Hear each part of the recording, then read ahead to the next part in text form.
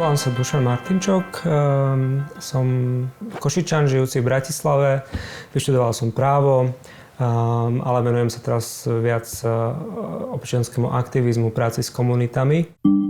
Môj manžel je učiteľ, čiže učí na internátnej škole, z čoho vyplýva, že niekedy je aj dosť dlho mimo domu, čiže prichádza niekedy aj neskoro.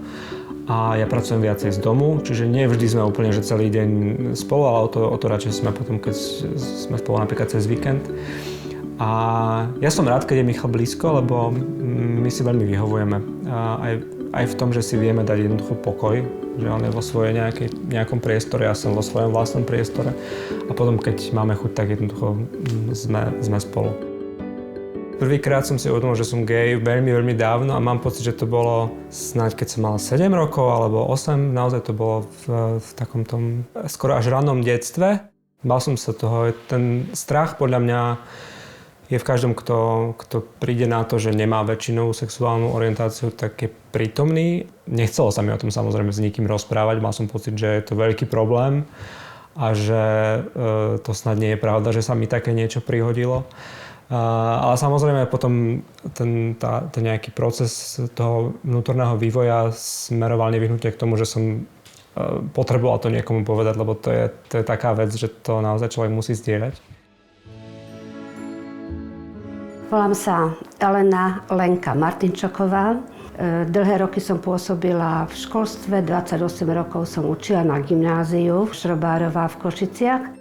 Posledná moja aktivita je, pred rokom sme založili Združenie rodičov a priateľov LGBT ľudí.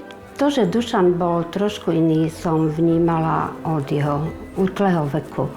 Nehral sa s vláčikmi, s autičkami, ale ani s bábikami, ale rád si kreslil princezné a rád ako využíval rôzne časti oblečenia alebo vybavenia domácnosti na to, aby sa mohol preobliecť za princeznú. To bola jeho ako taká najobľúbenejšia hra.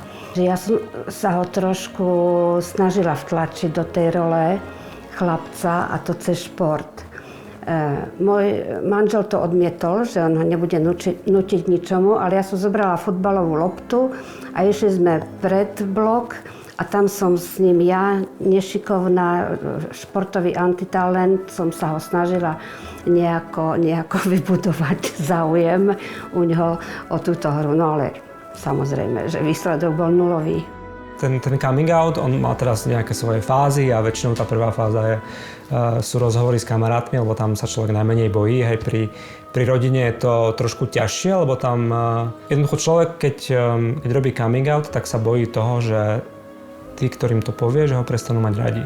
Hej, a tým pádom vlastne stráca nejakú istotu, hej, alebo nejakým spôsobom sa bojí, že stráti pôdu pod nohami. A preto je také nízkoprahovejšie, keď začne u kamarátov. No a v mojom prípade to bolo tak, že kamaráti moji, alebo teda kamarátky to boli, aby som bol presný, tak boli úplne ústretové, boli úplne fajn a veľmi podporné, boli také zvedavé, čo to obnáša, čo to znamená, aké je to vnímanie sveta LGBTI ľudí. Takže im to prišlo aj obohacujúce, si myslím.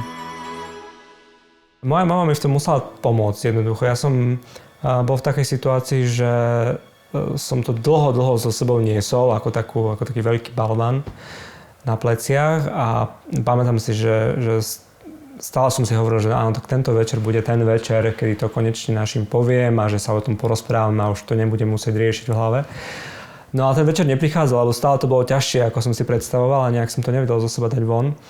Tak jediné, čo som dokázal urobiť, je dávať také nejaké náznaky toho, hej, že niečo je iné v mojom prípade. Ja už som mala takmer istotu, ako sa veci majú a preto som sa ho priamo opýtala, že ako to s ním je. A Duško mi povedal, áno mami, som gej. To bolo to, čo som ja potreboval. Že každý má ten svoj vývoj iný, každý coming out je iný, niekto jednoducho to úplne v pohode vybalí. Ale ja som jednoducho potreboval tých svojich rodičov, aby mi v tom tak trochu pomohli a spýtali sa ma priamo. Tak za to som im vďačný. medzi iným, čo sme si všetko povedali, že samozrejme, že Duško, budeme pri tebe stať, budeme ťa podporovať, máme ťa rovnako radi, my nemáme dôvod ťa mať menej radi, alebo mať iný vzťah k tebe, tak manžel povedal takú jednu veľmi dôležitú vetu, že ak budeš mať v budúcnosti priateľa, partnera, budeme veľmi radi, keď k nám prídeš a nám ho predstavíš. Nikto z nás nie je pripravený na túto situáciu. Nikto nie je pripravený na to, že áno, rozprávame sa o LGBT ľuďoch, ale že sa budeme v tejto súvislosti rozprávať o našom vlastnom dieťati, s tým nejako nepočítame. Ja by som poradil ľuďom, ktorí zápasia s tým, že ako to povedať okoliu, alebo či vôbec to povedať v okoliu. Poradil by som, aby veľmi pozorne počúvali samých seba, aby jednoducho rešpektovali tie pocity, ktoré majú. Ak je to jednoducho príliš ťažké, tak je to proste príliš ťažké a je potrebné počkať. A aby jednoducho skúmali presne tú reakciu tela, ktorú telo má, keď si pomyslí na takú situáciu, že coming out. No a poradil by som im, aby to proste skúšali nejakým spôsobom. Som si istý, že keď nás niečo ťaží, keď si to nechávame pre seba, alebo keď to necháme v sebe nejakým spôsobom zabarikádované, tak to nejak získava silu nad nami. Je to stále väčšie a väčšie, ale ako náhle sa o tú nejakú ťaživú situáciu podelíme s niekým iným, môže to byť ktokoľvek, môže to byť kamarát, kamarátka, môže to byť rodinný príslušník, môže to byť psychoterapeut, teraz už je tých možností hrozne veľa. Vždy sa nám trochu uľaví, to je fajn. Každé dieťa má potrebu a túžbu byť milované. A každý rodič, teda je jeho povinnosťou, aby mu túto túžbu splnil. Neviem si predstaviť, že by som žil život, že by som neprešiel tým procesom coming outu, lebo pre mňa osobne by to znamenalo nežiť v súlade sám so sebou. Ja verím veľmi v úprimnosť medziľudských vzťahov, verím v nejakú pravdovravnosť, verím v nejakú autentickosť, vo vlastnú integritu a všetky tieto veci, ktoré som teraz vymenoval, sú nezlučiteľné s tým, že by som klamal o tom, koho milujem. To je absolútne, nedáva to zmysel a taký život sa jednoducho z môjho pohľadu nedá žiť, takže bolo to veľmi náročné, bol to ťažký proces, ale som rád, že som ním prešiel.